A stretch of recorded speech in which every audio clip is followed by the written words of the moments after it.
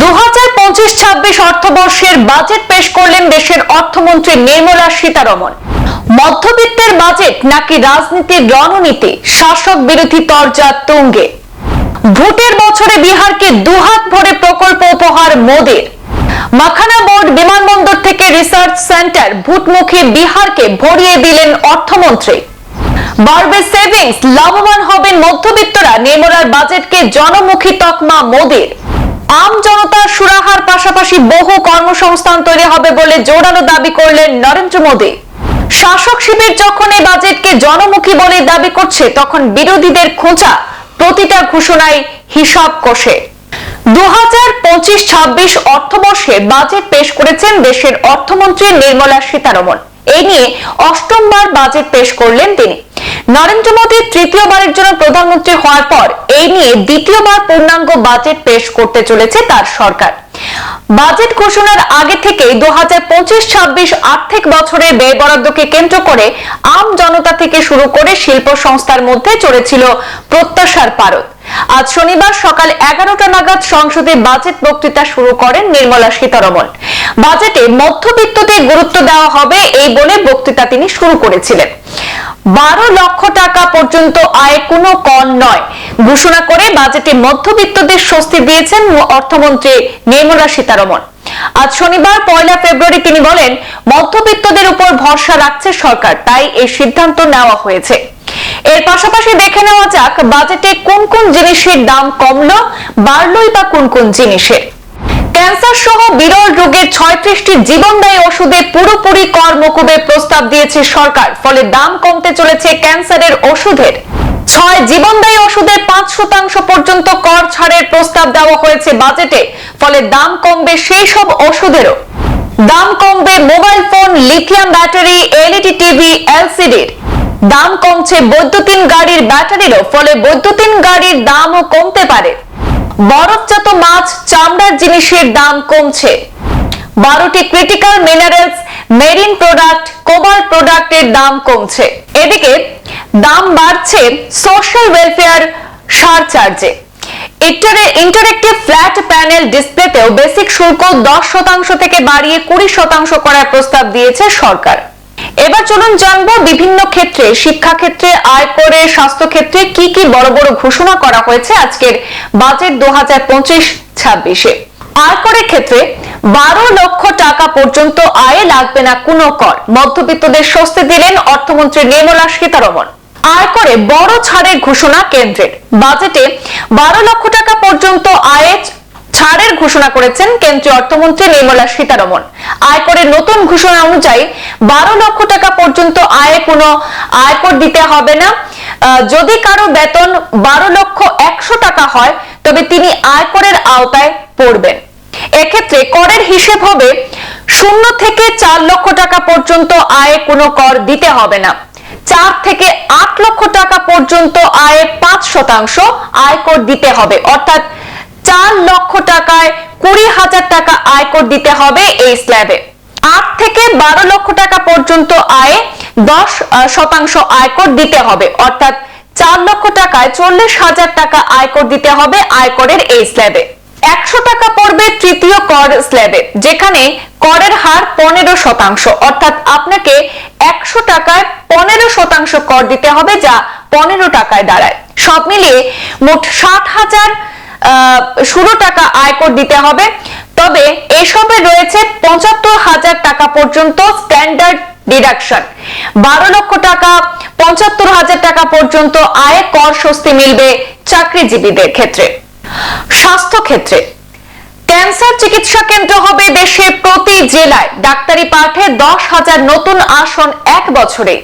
Cancer সহ দুরারোগ্য রোগের জন্য ব্যবহৃত 36টি জীবনদায়ী ওষুধের উপর থেকে শুল্ক তুলে নেওয়ার সিদ্ধান্ত নিয়েছে কেন্দ্র।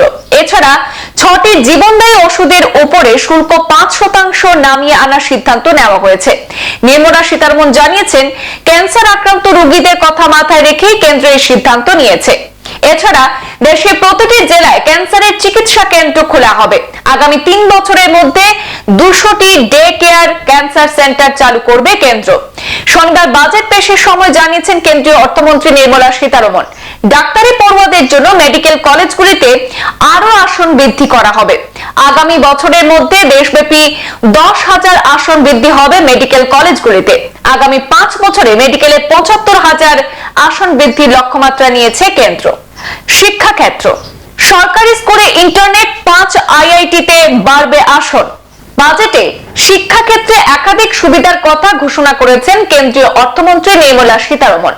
সরকারি স্কুলগুলিতে ব্রডব্যান্ড ইন্টারনেট ব্যবস্থা চালু করতে চলেছে সরকার। দেশের সমস্ত সরকারি স্কুলে মাধ্যমিক পর্যায়ে ইন্টারনেট ব্যবস্থা চালু করছে সরকার। স্কুলগুলিতে ব্রডব্যান্ড পরিষেবা স্থাপন করা হবে। তার মাধ্যমে স্কুলে ইন্টারনেট ব্যবহার করে পড়াশোনা করতে পারবে পড়ুয়ারা। পড়াতে সুবিধা হবে শিক্ষক শিক্ষিকাদের। এছাড়া প্রযুক্তিবিদ্যায় জোর দিয়েছেন অর্থমন্ত্রী। একাধিক আইআইটিতে অর্থাৎ ইন্ডিয়ান ইনস্টিটিউট অব টেকনোলজি আইআইটিতে আসন সংখ্যা বৃদ্ধি করার কথা বলেছেন তিনি।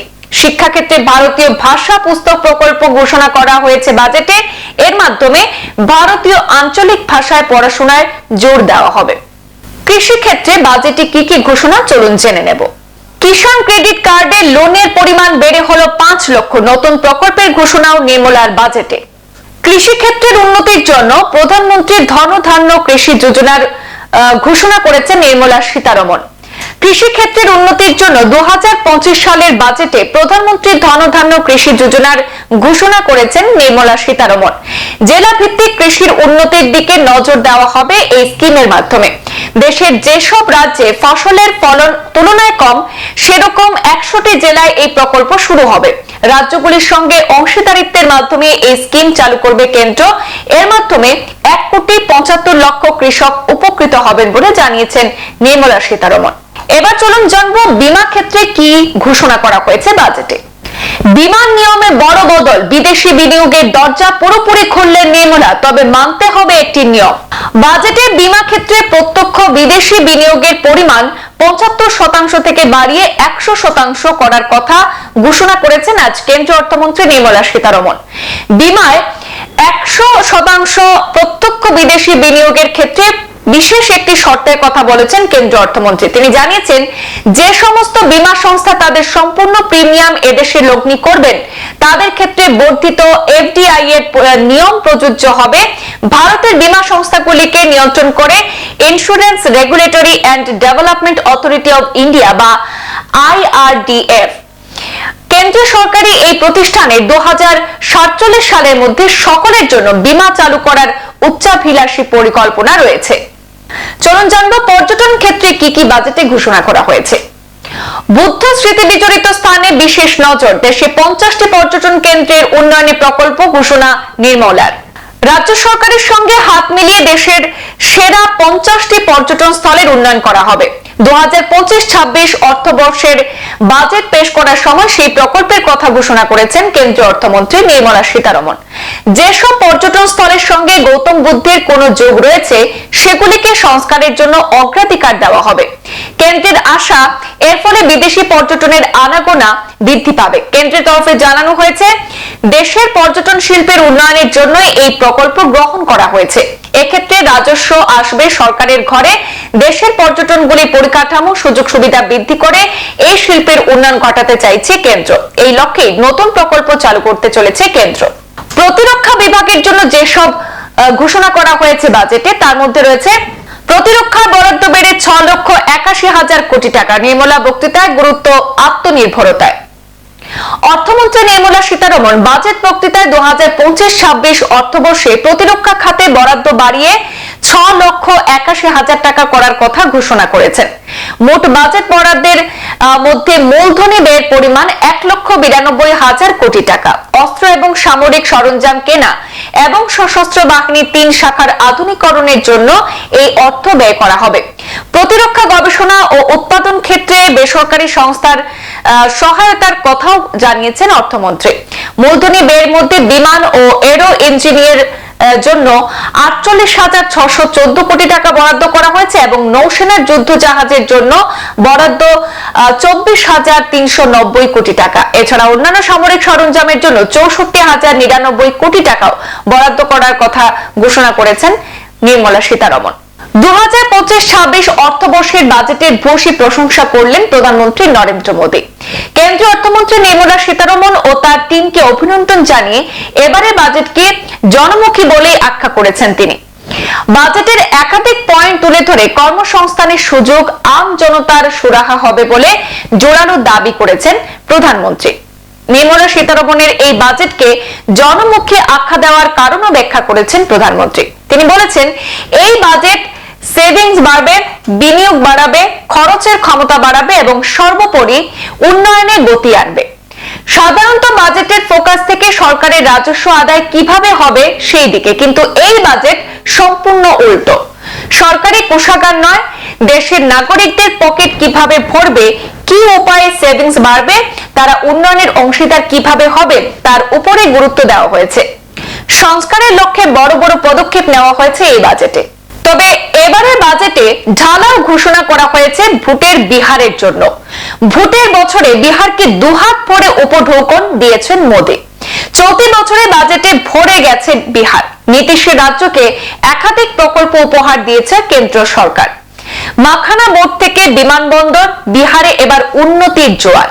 কেন্দ্রীয় বাজেটে এবার বিশেষ নজর দেওয়া হয়েছে এনডিএ শাসিত বিহারের দিকে। কেন্দ্রীয় অর্থমন্ত্রী নির্মলা সীতারমণ শনিবার বাজেট বক্তৃতায় বিহারের national institute of food technology গড়ার কথা ঘোষণা করেছেন। পাশাপাশি জানিয়েছেন, সম্প্রসারিত হবে পাটনা বিমানবন্দর। পাটনা বিমানবন্দরের উন্নতির জন্য বরাদ্দ ঘোষণাও করেছেন তিনি। মগধভূমির শিল্প ও পরিষেবা পরিকাঠামো উন্নয়নের জন্য 4টি নতুন গ্রিনফিল্ড বিমানবন্দর এবং বেহতায় সেখানে একটি ব্রাউনফিল্ড বিমানবন্দর নির্মাণের কথাও বাজেট বক্তৃতায় জানিয়েছেন কেন্দ্রীয় অর্থমন্ত্রী। সেই সঙ্গে পাটনা আইআইটির পড়ুয়ার সংখ্যা বাড়ানোর জন্য পরিকাঠামো উন্নয়নে অর্থ বরাদ্দের কথা জানিয়েছেন। বিহারে মাখনা চাষীদের উন্নয়নের জন্য বিশেষ বোর্ড গড়ার কথাও ঘোষণা করেছেন তিনি। তবে 2025-26 অর্থবর্ষের বাজেট ঘোষণা হতেই শুরু হয়েছে রাজনৈতিক তরজাও। শাসক শিবির যখন এই বাজেটকে জনমুখী বলে দাবি করছে, তখন বিরোধীদের খোঁচা যে প্রতিটা ঘোষণায় নাকি হিসাব কষে হয়েছে। আগামী সপ্তাহে নয়া আয়কর বিল পেশ করবেন ঘোষণা করেছেন নির্মলা সীতারমণ। আর এই আবহে আয়কর কাঠামো কি বদল আসবে সেদিকেই নজর সবার। সংবাদ এই পর্যন্তই, ফিরছি পরবর্তী অন্যান্য আপডেট নিয়ে, সাথে থাকুন। ধন্যবাদ।